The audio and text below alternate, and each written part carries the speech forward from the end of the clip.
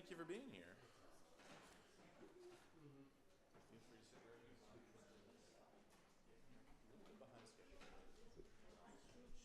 Uh-huh.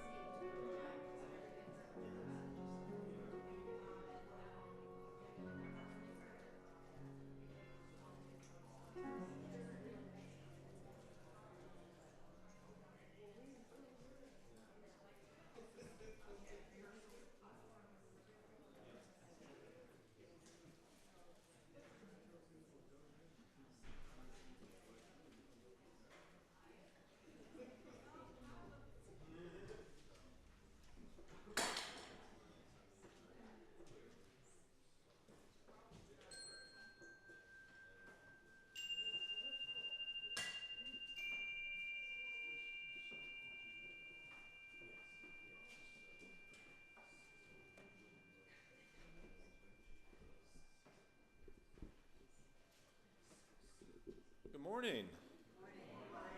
Good morning, friends. friends. Welcome to UU Mount Airy. I'm Reverend McKinley Sims. I use he, him pronouns, and we all made it on time today, even with the time change. Look at us. I never know what time it is when these things happen, so it's always amazing that I get anywhere. For those of us who have kids, sending blessings to you for your kids who woke up at the equivalent of 5:15 today. It's rough out here. Friends, it is good to be together today. If this is your first time with us, we welcome you into our historic sanctuary, home to this congregation. If you're joining us online, we welcome you as well. If you're watching us on Zoom, you can use closed captions to hear more of what we are saying. And if you're watching us on Boxcast, know that there are other ways to be in the service today. You can use the Zoom chat function this morning to share anything that's going on in your lives and to let us know how we can better support you. Friends who are here in person, we are going to be hearing from some guests for our Change for Change organization today and taking a deep dive into Unitarian Universalist history as we talk about some of the first women ministers and something called the Iowa Sisterhood today. I am so pleased to have musical support from Joe Kinney, Nate Berge, and the Restoration Singers Choir, and a big thanks to Alvaro Aleman, who is behind the scenes doing our tech and doing a great job. We welcome you into this space. Can we start this morning with a nice, easy breath? Would you breathe in with me? And out. This is a Unitarian Universalist sanctuary, which means that we are people who come from different traditions, who believe different things, and we come together under one roof to celebrate being together in our differences. If you would take a second now and silence any cell phones as I am going to, so that we can be fully present in this space where we talk about building beloved community by embracing all souls and nurturing wholeness. That's our goal for today, and if it sounds like the right place, then you are in the right place. As we bring together all of these intentions into the spirit of worship, we light a chalice this morning to celebrate our coming together in love, to mark the sacred space and time of our community, and to invite the Spirit into our lives. Friends who are online, if you would like to light a candle along with us here in the sanctuary, we're going to do that. And if I can get some help from an RE family, we'll have them help us light our chalice. We're going to put some words up on the screen that invite you to read along with us. Can I have one of our children's who might want to light a chalice? Oh, we have Clarabelle coming up too. Come on, Griff. We'll put the words up on the screen and invite you to read along with us here. Come on, Clarabelle. Would you read these words with me? We light this chalice.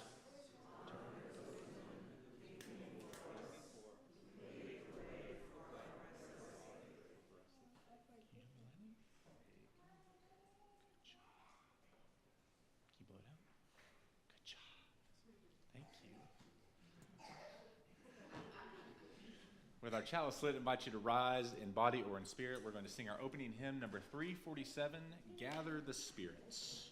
347, Gather the Spirit.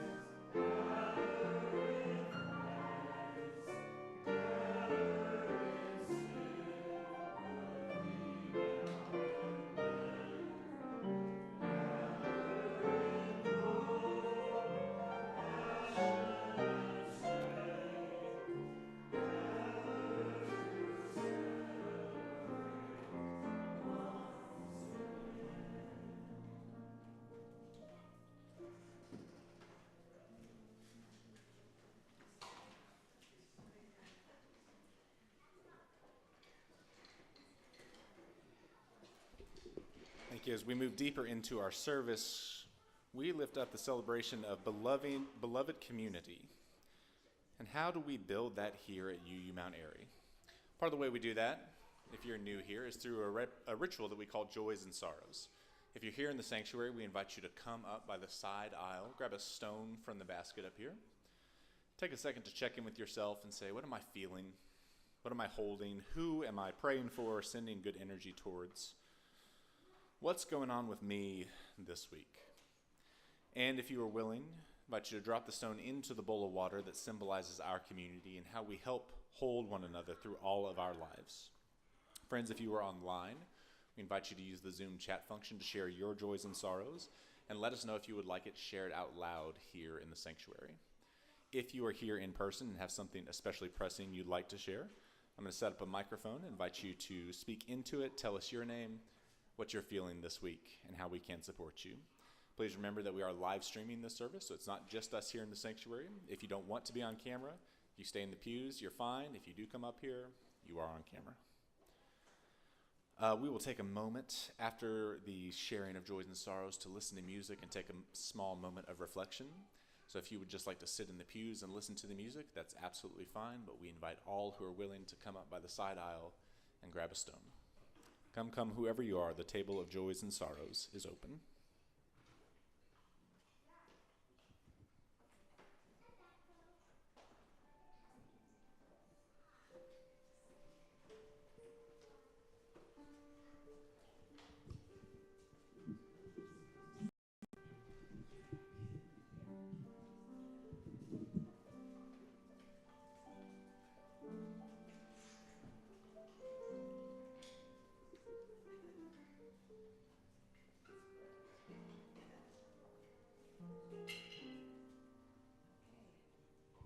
Morning. I'm Sharon, and as you might be able to tell, I have this shirt on that says Ubuntu, and I went with Sharon Katz and the Peace Train to Todos Santos, Mexico last week. I missed one day because of the snowstorm, but I performed with about 30 other people in a musical that was created by Sharon Katz about South Africa and getting through apartheid and her connection with Mama Mary, who's really been a saint and done a lot in terms of fighting apartheid and providing shelter for orphaned children in South Africa. So it seems like an odd mix doing Mexico and South Africa at the same time. The play itself, the musical, was in English, Zulu, and Spanish. So there were some challenges there, but it was a real gift and a joy to be there and to be able to sing and perform with the rest of the people. And I also, for the first time, got to do a whale watch, and it happened to be a really busy season, so we saw a lot of action. So that was really, I'm now an enthusiast of whale watching. And the last thing is I just put in a plug for the pantry because we really need some extra support there. Thank you.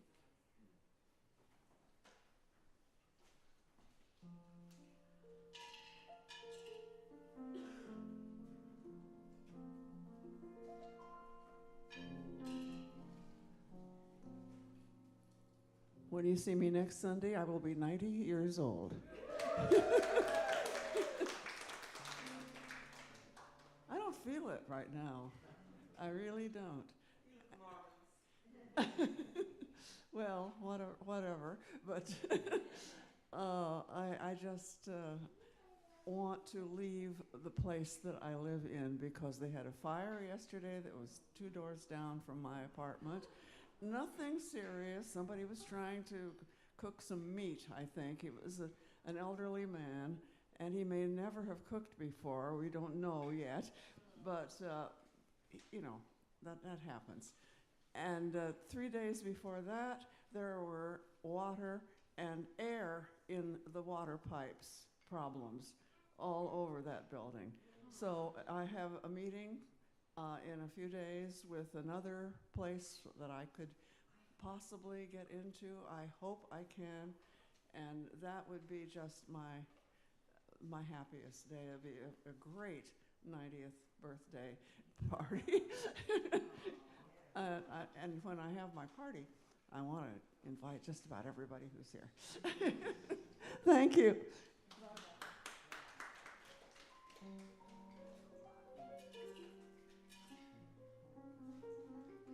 Bernadette, I have a few things. Beautiful birthday wishes also to Harold, who turned 88 this week. And my brother Steve walks every morning, and he lives in Ohio, and he fell on black ice on his driveway, and he didn't have his phone, and he broke 2 bones in his arm, and he couldn't move, and it was an hour till his wife came looking for him. And so he suffered from severe hypothermia, but they were able to warm him up, and he's healing. And the last thing I just have to share, I'm always so moved by good people who have kindness in their heart. I was trying to pick up one of the many gazillion branches that fell in our yard over the past several storms, and a neighbor saw me and then drove around and said, "I have a truck. I'll come get those and take those. It's free." And it was so sweet. Little did he know how many branches there were, so he could only move half of them. So thank you for goodness.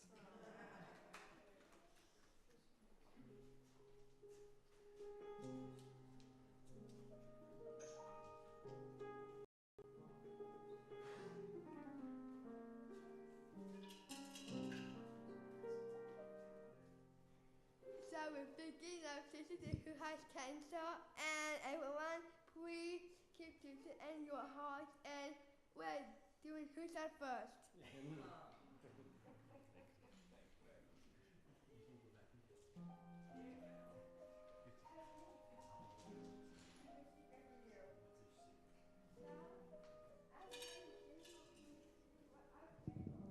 Good morning, I'm Jill. This morning we're all up earlier, still trying to open my eyes, and when I went outside, when I went to leave, I heard the birds twittering, and it made me think of my mother, who had the good sense to have me in the spring. My birthday's next next week.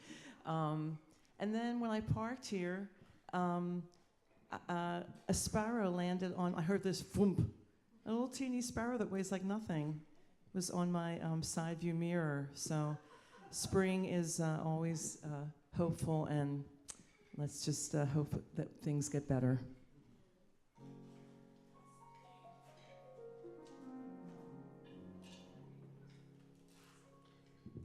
My name is Tim. So yesterday and most of last night, I spent time going through all the reflections, sermons, writings I've done over the past 12 to 13 years here. And I was like, wow, it's a trip down memory lane. Well, the other day I texted Reverend McKinley and I let him know that I'm taking a break from being a worship associate for a while. So, but take a few months off. And I know over the years, folks have asked, could they have copies of some stuff? So let me know, I'll share it with you.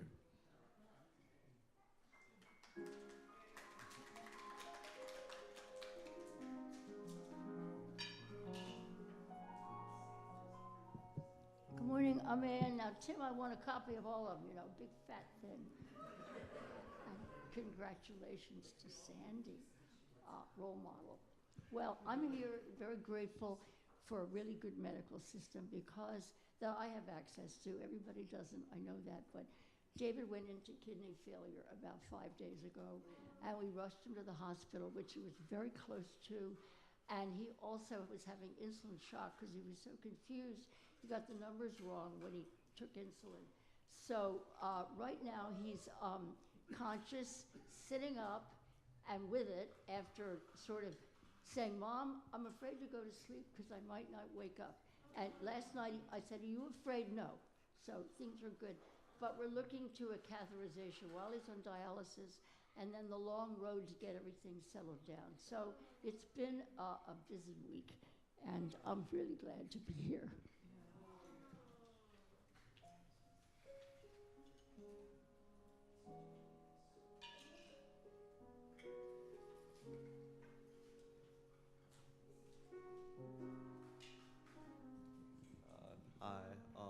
Josh.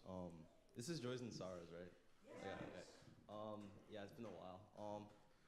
I just want to come up here because like I've been going through some stuff, especially with my family and stuff. My sister's been going to outpatient treatment for like her mental health issues in San Diego. So I haven't seen her since like January. I've been missing her a lot. And my mom has been too. But apparently like they're not even like doing their job well. My mom had issues and concerns that she's openly expressed to the people in San Diego, and like they've been like disregarding her. Like I didn't get the full details, but like recently, like she's been like really frustrated, and like we're at the standstill because like she can't go to school, because they said she needs to get treated before she can come back to school, and like we're at a point where like we need them, but like they're not doing their part and they're not pulling their weight, and it's like really frustrating. So. And I also like lost a friend recently. Like I said something really stupid that I regret, and she cut me off, and like I've been really hurt about that too. I'm like still like recovering and like processing everything. I've been going to therapy for that, but like it's just like this period has been like kind of rough. So it's actually kind of one of the reasons like I decided to drive here and just come back and like see you guys because like I miss you and stuff. Yeah. Yeah.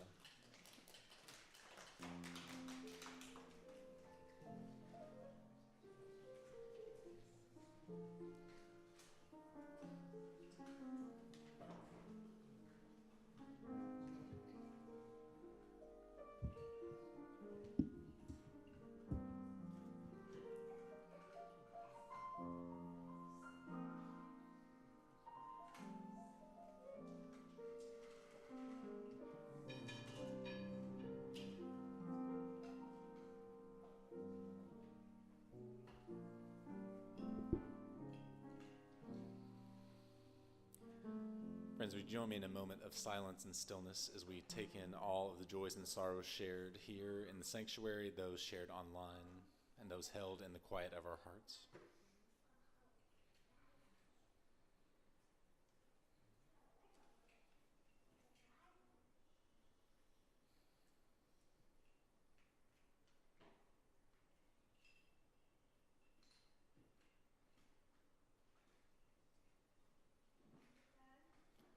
May all be well, may all be well, may all manner of things be well. Blessed be, may it be so.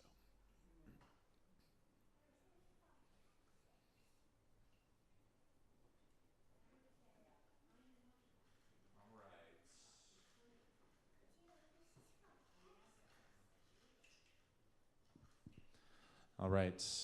If I have kiddos of all ages who want to come and learn a little bit of history, it's time for a story for all ages.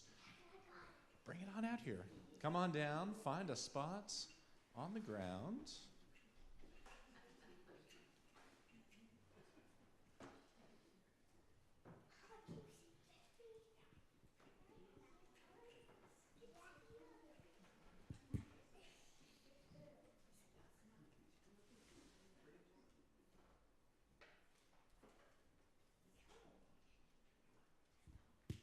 Come on down, come on down.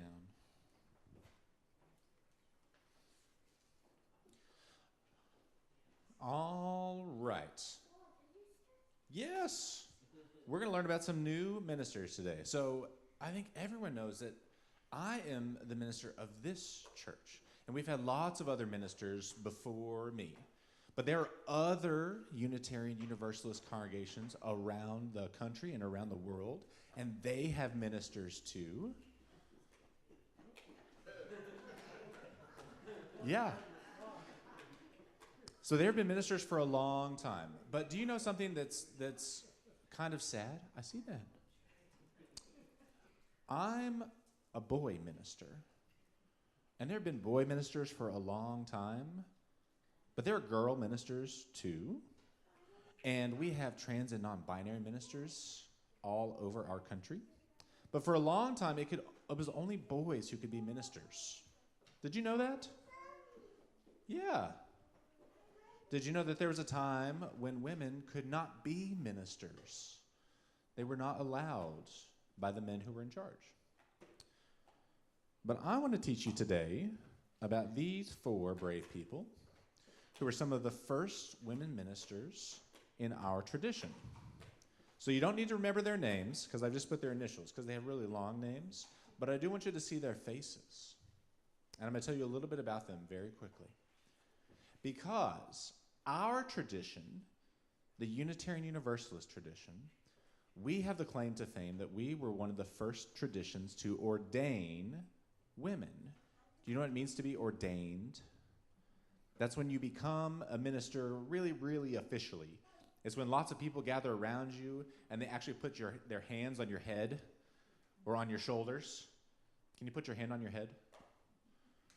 That's what people did to me when I was ordained. And some people put their hands on my shoulders, some people put their hands on my lower back, and they sent a blessing to me that says, we believe in you, we trust you to be a minister.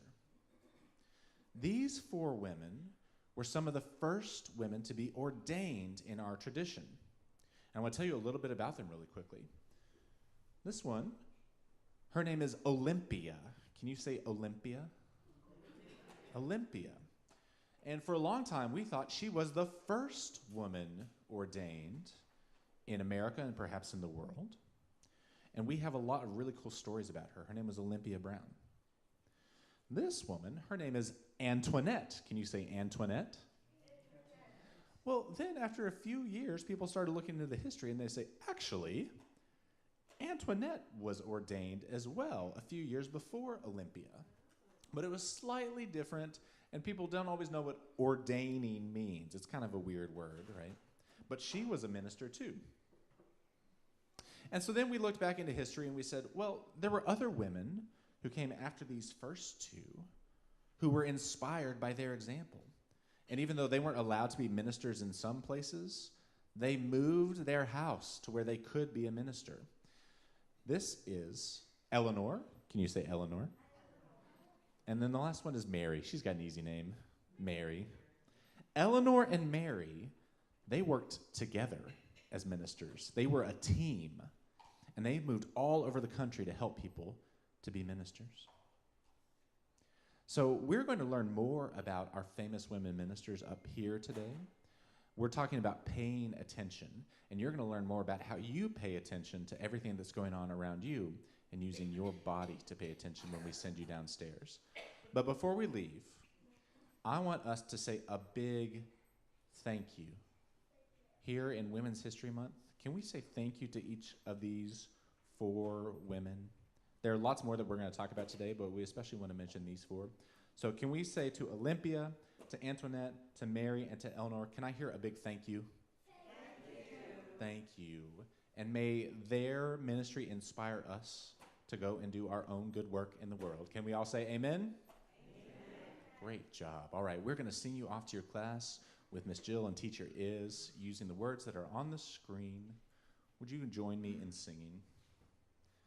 As you leave this space, know that you belong.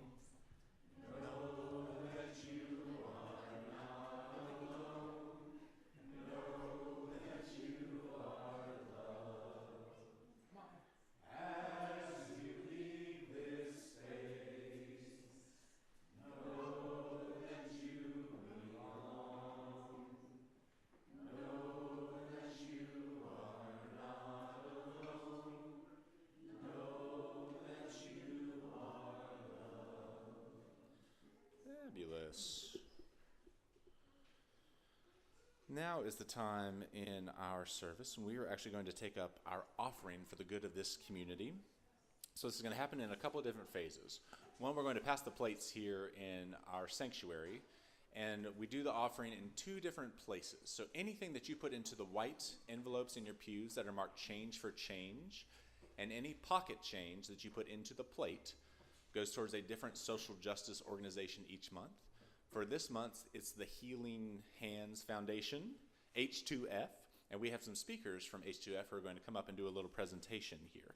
Anything else that you put into the offering plate goes towards the operating fund of this congregation. So we want to invite Kathy McCoubrey. Who's going to introduce them, Kathy? Yeah, we're going to invite Kathy McCoubrey up to introduce our speakers. Invite y'all to come forward, and we'll get you set up with your computer, and you can hear more about the Healing Hands Fund.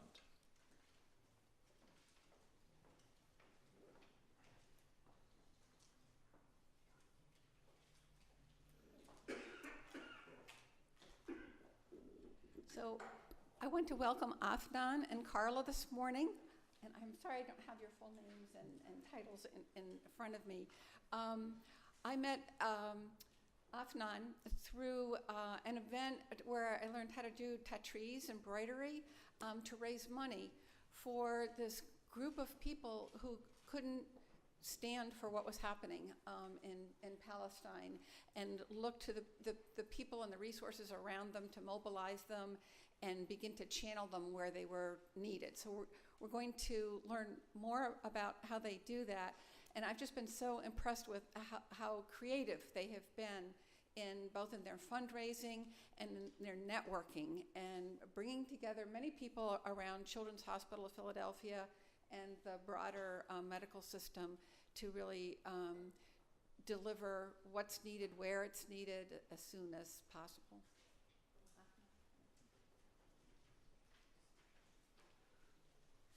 Good morning, everyone.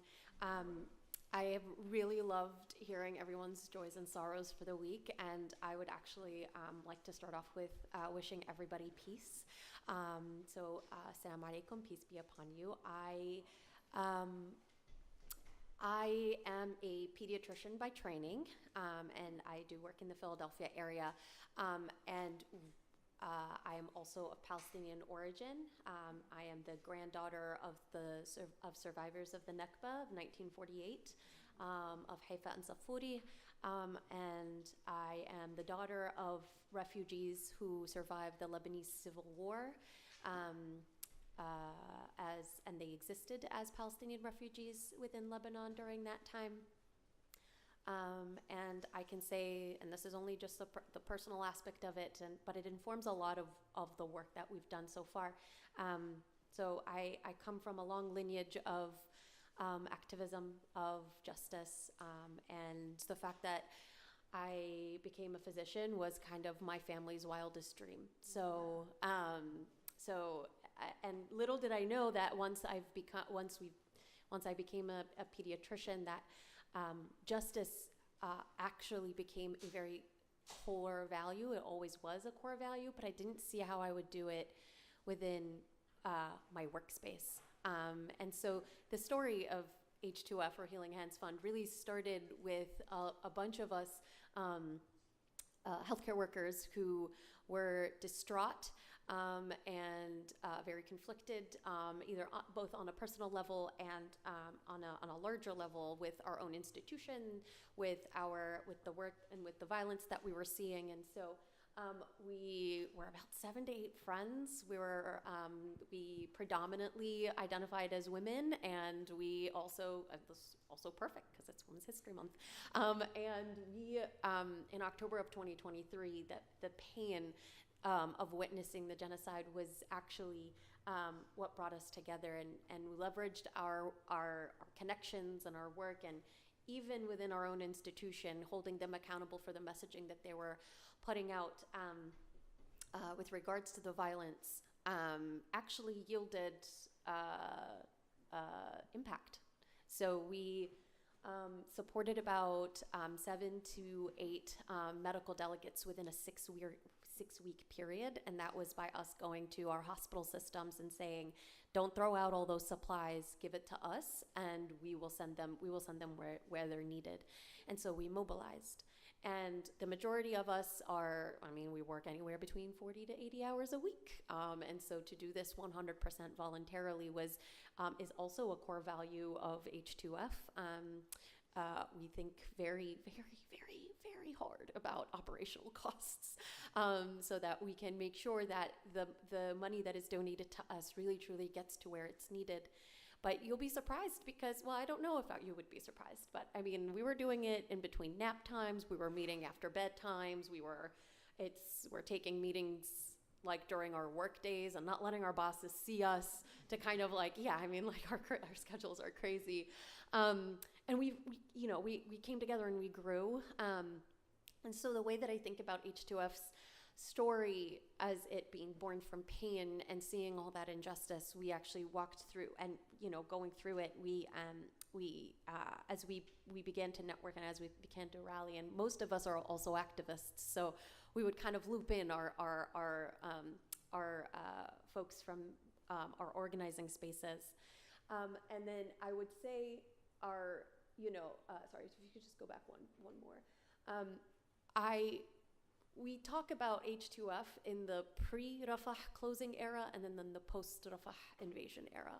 The pre-Rafah invasion era was when we were like on it. We raised $80,000 in a matter of 8 weeks. We were sending crazy amounts of medical supplies, super specialized, so a little bit more intense than our regular plastic-based things. We were sending pulse oximeters, we were sending ultrasounds, we were sending anything that would fit in a suitcase. And we would pack, we would have these packing parties. And then after the Rafah invasion, our little loophole in the system stopped. And so we all became very sorrowful. And I think I didn't get out of bed for 2 weeks because that small amount of impact that we were able to actually see, could no longer happen. 1 + 1 didn't equal to 2 anymore. I mean, it never did, but it really put a wrench. And so what we did was we took that opportunity to kind of think back and say, all right, what could we do from here? And this was the time when the UNICEF reports were coming out that Gaza is the home of the highest childhood amputee population in history. And it just so happened that, again, like I always talk about the story of H2F, like where we stumble upon things. So one of our board members, in fact, said, hey, my cousin's a prosthetist. And I was like, oh? She was like, yeah, I'll connect you. I'm like, oh? Tell me more. So I meet Batul, and she is literally the most brilliant individual on the face of the planet. She can't, I love her to death. She can't lead a group, but you know what I'm telling you, like she will think about really fantastic ways of going through all the loopholes that the Israeli military has put up in barriers to be able to get that care over. And it got to the point where we were like, look, there's a 3D printed type of prosthetic. It's not metal. They'll potentially let it in. And it's a good way to actually allow these kids to walk and to be able to get through,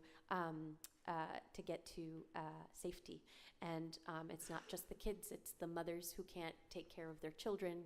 It's the fathers who can't go and get the water. So it's the entire community. And the hope is that this is where our impact was going to go. But then we were like, unfortunately, we live in the middle of empire, and we can't raise all this money without being fiscally sponsored or being a part of our own nonprofit. And so we became fiscally sponsored so that we can have some level of tax exempt status while we're raising these funds. And that was when our relationship with Physicians for Palestine grew as, one, our fiscal sponsors, but two, as our collaborators and our partners in the Prosthetics for Palestine program. So according to the story, there were 2 main arms of our work, yet it's gonna grow because it has grown in the last 2 years. One is supporting our medical delegates who are going to under-resourced areas. Mainly at the beginning it was Gaza, then it was the West Bank, then we've reached out to folks in Lebanon, folks who went to Syria, folks who have even helped down south with the hurricane. And we've donated supplies locally and also internationally. We're hoping to also extrapolate that to Sudan and Congo, and we're hopefully headed in that direction. For the Prosthetics for Palestine program, our major impact, and I'll get into this a little bit later in the PowerPoint presentation, but it grew from an idea to a very robust and very meticulous, quality assured project, which does not exist in the humanitarian aid world. So we talk about us as professionals living in our ivory towers in academia, and then how we can't necessarily implement that same academic rigor within low resource settings or in the world, and that's exactly what H2F is doing. Every single one of us holds some level of expertise that we're leveraging, and we're bringing that same quality into the humanitarian aid world with an anti-colonial framework. And so there we go. Can you just go back to the thing? Thank you. So these are a couple of pictures, and I'm not going to walk through all of them, but the ones that I want to point out, right up there in the left upper corner, that's our packing party. That was about $25,000 worth of medical supplies that we had kind of splayed out in one of our living rooms, and in between cats and toddlers, and one of us holding each other's toddlers and everything, we were packing into 2 different suitcases. And you can imagine, between pets and toddlers and 10 other people trying to put things in suitcases, it was both chaotic and beautiful at the same time. We felt the overwhelmingness of, oh, like, these catheters are only going to help 20 people, and we all collectively as a group also said, those are 20 lives that we're going to help, that we're going to save. And this first packing party was more women's health centered. Other ones have been NICU baby health themed, essentially, because a neonatologist was going to Gaza. And we have done wound care, and we have done, it depends on the physician or the healthcare worker that's going. We're like, okay, so what's your flavor? And they're like, actually, and we're like, say no more. Give us your wish list and we'll make it happen. And over there is the Doppler that we sent to the women's hospital. And at that time, we were also, the reports of Gaza having the highest rate of miscarriages in the world had also come up. So Dopplers Doppler, for those of us who don't know, are machines that actually help us figure out if the baby's in distress or not. And with the hundreds and hundreds of women that were either delivering or they were actively pregnant or carrying, there was just no way to know. And so the Doppler was used in the triage area to just like put it on a woman's belly and figure out, all right, you're in distress, you're not, you're in distress, okay, let's get you in. And so it helped the triage system. And down there is our Dr. Azzeddin al-Lulu, who was actively besieged in a Shifa hospital and was actively on a shift when he found out that his entire family was murdered. And he, out of pain, created the Samir Foundation in honor of his father. And he reached out to us and said, Doctora, a Shifa hospital needs ultrasounds, like butterfly ultrasounds. I was like, you don't need to tell me twice. We've got 3. Come on, let's go. It took us 9 months to get them in, but we got them in. And every single time, there was a barrier. We pivoted, and I think that's our motto. We pivot at H2F. Down there, the gentleman with the great hair, that is Dr. Khalil. He is an orthopedic surgeon in Gaza, and in fact, he was the one that reached out to us when the Prosthetics for Palestine program was, we were kind of like marketing it, and he said, actually, if you're interested in doing prosthetics here in Gaza, we need to talk. And I've never been more humbled in my life, where he sat there and he was like, no, you will not define what we need. We define what we need. So what's your project? And he ripped it apart, he shredded it, and guided us into how it actually would meet the needs of the facilities in Gaza. And he actually said, don't go out there in the community and do your own thing. There is the Artificial Limb and Polio Center that has internationally acclaimed professionals. We just need supplies. So don't get it in your head that you're trying to help us. And I was like, yes, sir, yes, sir, yes, sir. So genocide or no genocide, he had perfect hair. And he denies it. But this was Dr. Ammar Iqbal, who's an emergency physician. We also assisted her in medical stuff, but all like with medical supplies, pediatric emergency medicine. And this was a hilarious story because I was like, Ammara, which hospital are you going to go to? And she was like, Shuhada al-Aqsa Hospital. And I said, okay, cool. Shuhada al-Aqsa Hospital. Wait a minute, Khalil works there. Can you actually get us our plastic sheets to them? And he literally, I had texted him, I'm like, Khalil, there's a physician. She's going to be looking for you. She's in the ER. And I'm like, are you working? And he was like, wait a minute. My name just got called for on the overhead. And so then they found each other and they took this selfie. He doesn't believe he has good hair, and I completely reject that. So we've grown. We went from 7 to 8 friends to over 50 people in 2 years. And so I would encourage anybody who thinks they have, it's not, apart from donations, it really doesn't matter. If you know how to cook and would like to host a cooking class, let us know. If you love to sew and you would like to sew something for us to sell later, let us know. And if you have any level of academic rigor, if you're a writer, if you're an actress, anything, right? We welcome any and all, which makes me, again, very humbled and happy to be here because this is in so much in alignment. We're also multi-faith, and a very diverse group. As you can see, we're cheesing, but this was after a 2-hour meeting, so I don't think everybody was that happy. And so I talked about our impact, and that's my daughter, Miriam. She actually came with me for our local diaper and formula drive. So the donations that we were getting, we couldn't get them to Palestine, we couldn't get them to Syria, and we couldn't get them to Lebanon.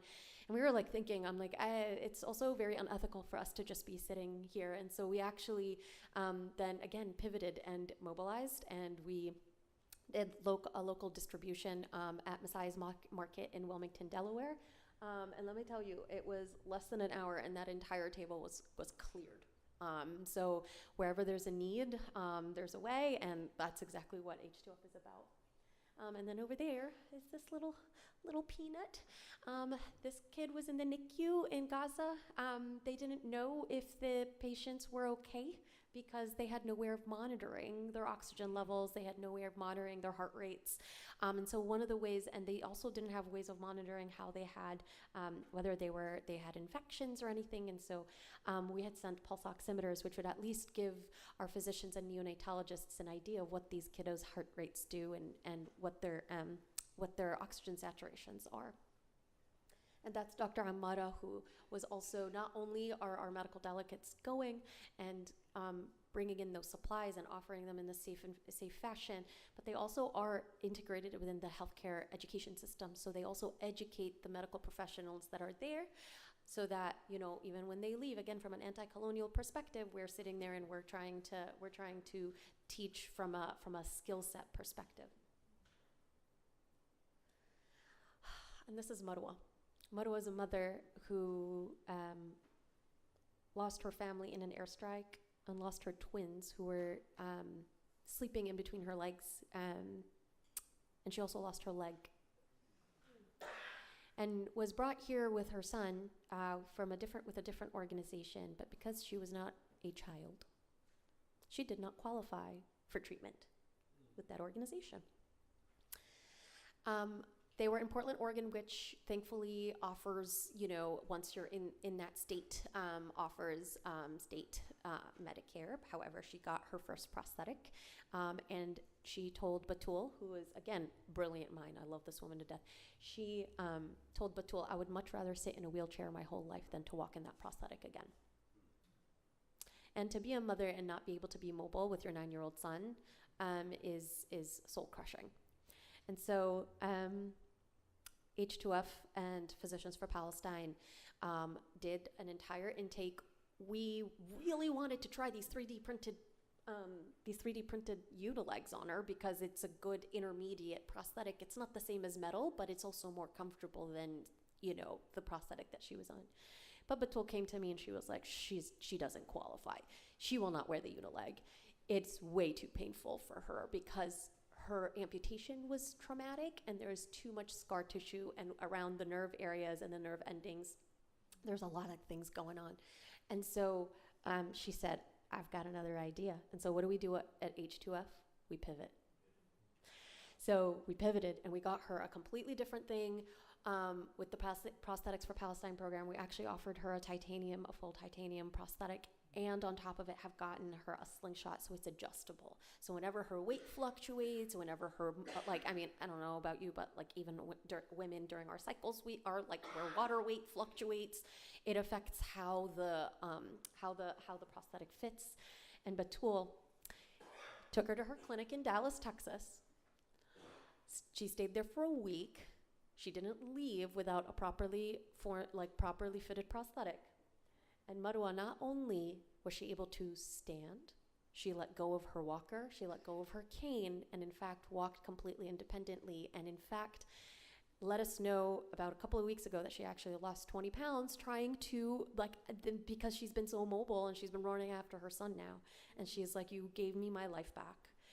And these three unilegs are for 3 patients within the Artificial Limb and Polio Center in Gaza that have actually been 3D scanned. So that's the cool thing about technology nowadays, is that we were waking up at 3 a.m. on a Zoom call, training the prosthetists and technicians in Gaza with whatever limited internet they had to be able to scan it with an app on the phone. We also, don't tell anybody, but we got phones into Gaza, 2 of them, with the app on it and everything.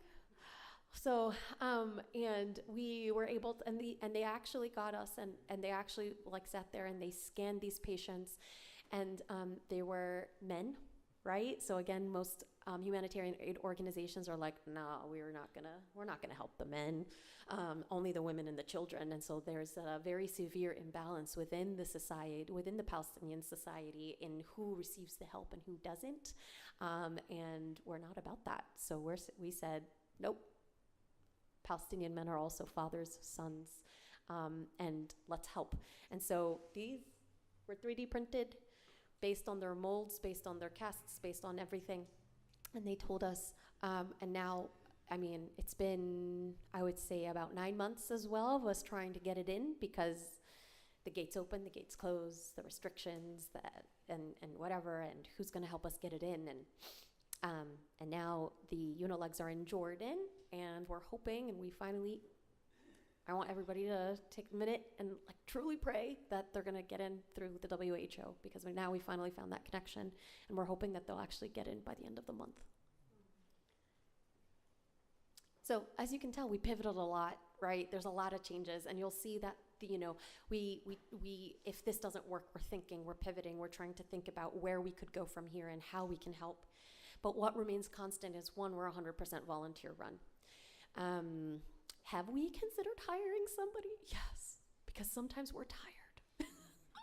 But for the most part, it is truly, truly, truly a part of our mission to really get as much 99.5% of our donations to the supplies and to the people in need. And so we talked about kind of those 2 arms, but I do want to emphasize that our fiscal sponsors, in fact, are amazing, and they actually don't even, and I don't know if y'all know this, but fiscal sponsors usually take admin fees. They have not taken a single cent from us. So I'm going to close up with, this is our West Bank clinic too. Just saying, we're opening a West Bank clinic for prosthetics that will also help folks there. So we're kind of spreading our impact. Sorry, I'm a big storyteller. You can go all the way. All right, that's Marwa, getting fitted. Afnan, are you able to stay for our coffee? Yes. Service? Yep. So we can continue downstairs. Perfect. I love that. Yes. So if you want to, oh wait, hang on. Okay, perfect. So this is just part of our impact. So whatever you end up donating, we would end up, this would kind of be the impact that you'd be able to give. And I really thank everybody, and I apologize for going over time. I am a rambler. If my husband was here, he would have been like, so thank you so much for having us.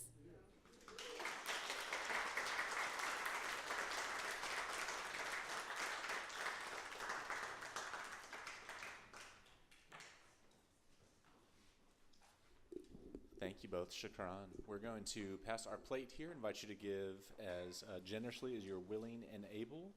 We will listen to some music, and then we're going to invite the choir up afterwards for their offering. The offering will now be given and gratefully received.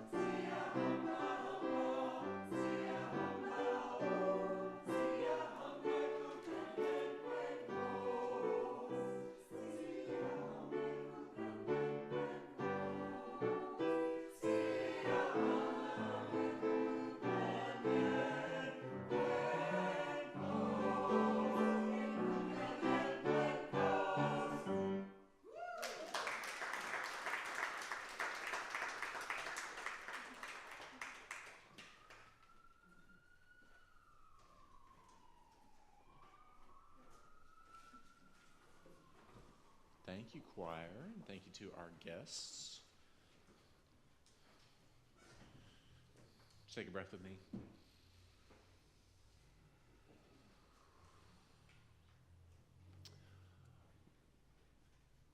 This is the second week in a row that you've heard the sermon already, and that's great. The Iowa Sisterhood is part of our Unitarian Universalist heritage and history. They were a group of women who found themselves facing roadblocks from the men and the people in power. So rather than quit and go home, they decided to organize. And they got their friends together and created an informal group to do what they could to make the world a better place. You may have heard this story. And they call it the Iowa Sisterhood because the two folks who really helped found it, Mary Safford and Eleanor Gardner, grew up together, and they made a vow underneath an apple tree in the 1860s. They had been inspired by Olympia Brown and Antoinette Brown Blackwell, and they said, we are going to serve the world and serve God using their Christian language, and we're going to do it together. And they traveled the world as partners. I'll let you fill in the blank. This is the 1860s, right?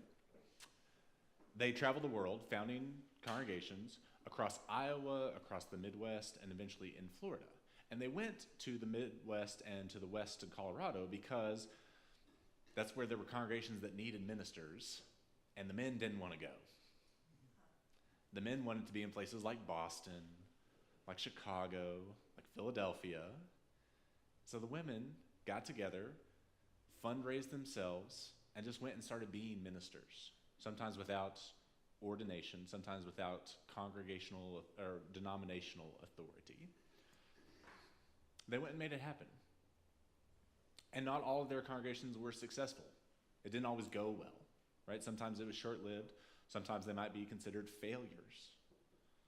But it didn't matter because they had set the precedent and they had started shifting things. Because when the women get organized, it's oftentimes more liberal, more progressive than what the men are up to. And they started pushing their denominations, both the Unitarians and the Universalists, into a more progressive direction. So we have those women to thank, women like Olympia Brown. Raise your hand if you've heard of Olympia Brown. Most of us probably have. For a long time, she was considered the first woman to have been ordained anywhere in the world by a denomination. And then people started doing more research and found other people like Antoinette Brown Blackwell, who was ordained in a separate tradition, the Congregationalist tradition, what we would now call the United Church of Christ. But she became a Unitarian later in life.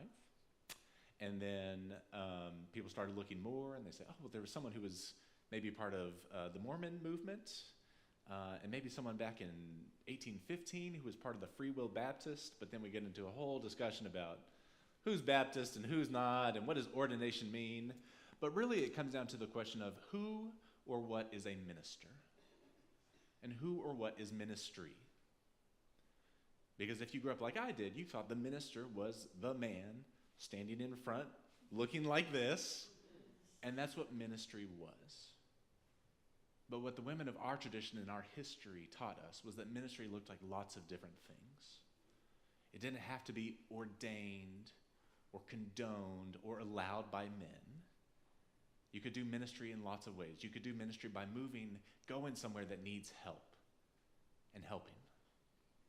The coolest part of the Iowa Sisterhood story that I always like to tell is that the churches that they founded and built across the West and Midwest, they're not built in a cross like this one is.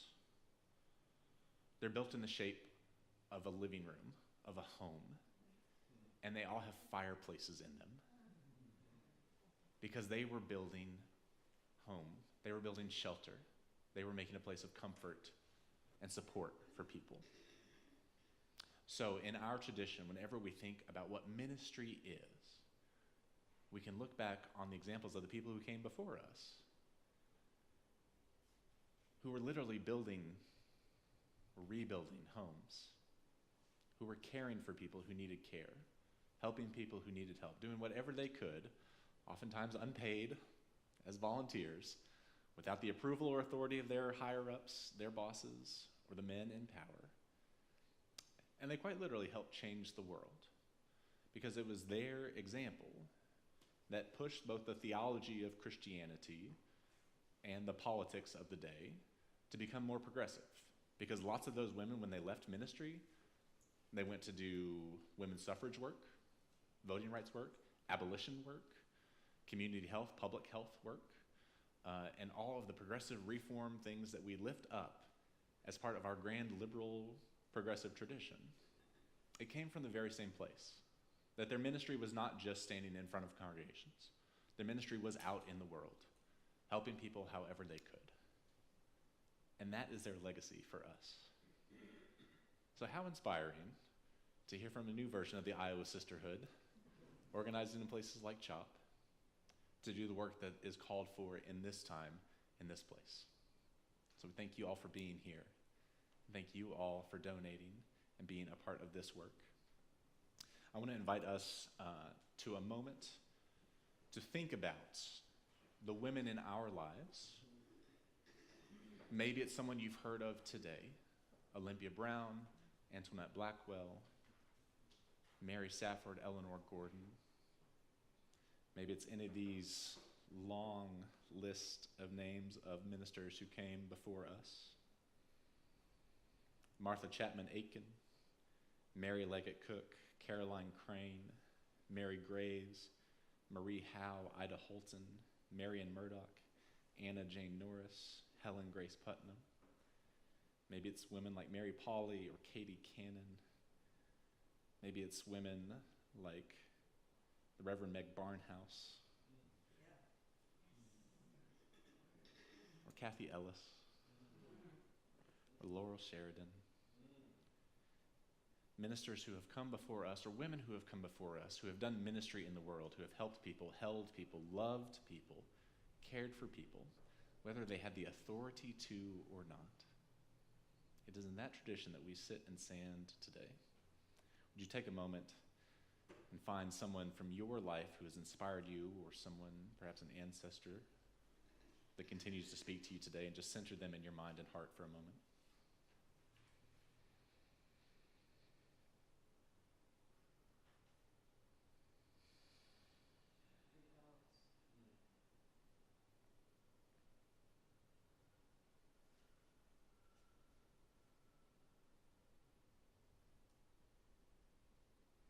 Hear these words from the Reverend Olympia Brown. Dear friends, stand by this faith, this work. Work for it and sacrifice for it. There is nothing in all the world so important to you as to be loyal to this, which was placed before you with the loftiest ideals, which has comforted you in sorrow, strengthened you for noble duty, and made the world beautiful for you. But do not demand immediate results. Rejoice that you are worthy to be entrusted with this great message. Rejoice that you are strong enough to work for a great and true principle, and go on finding ever new applications of these truths and new enjoyments in their contemplation. For these words, for all those in our lives who inspire us, can you join me in saying a big thank you? May we all say amen. Amen. I invite you to remain seated.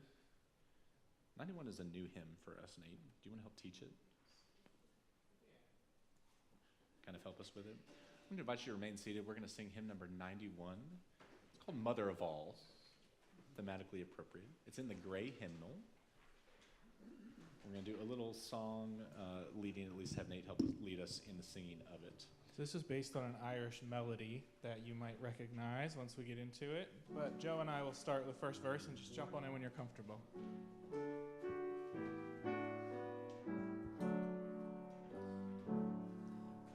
Mother of all, in every age, in every clime adored, by saint, by poet, and by sage, Your praises high have soared. Goddess of nurture and of love, in nature sings your care. In life's extravagance you prove the gift of giving fair.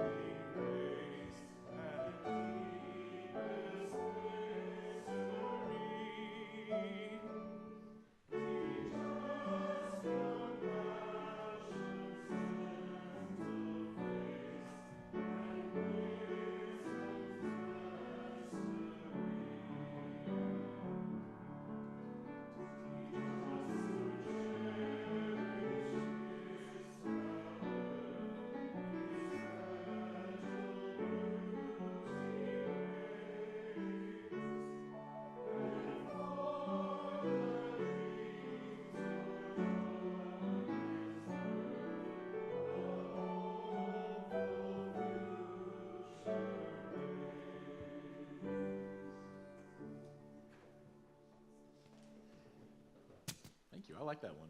We can use that one again. We're going to get ready to extinguish our chalice here in the sanctuary, and we do invite you downstairs for food and coffee hour. Those of us who may be fasting, apologies, but for those of us who are not, we invite you to come downstairs and hear more from the Healing Hands Fund, H2F, and learn more about how we might get involved.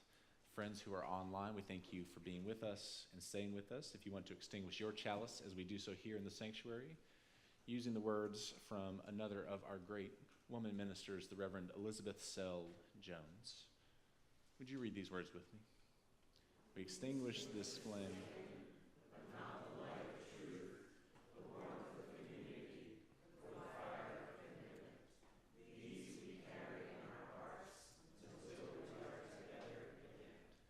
Before we head downstairs for our potluck and more, we're going to sing our final hymn, We Shall Overcome. It's number 169 in the hymnal. I want you to rise in body or in spirit and sing along.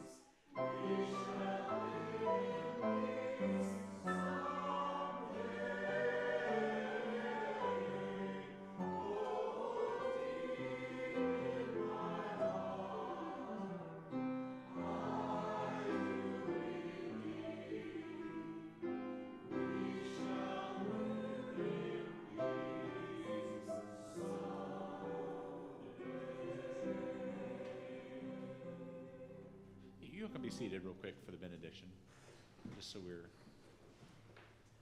I'm not going to go very long. We shall live in peace.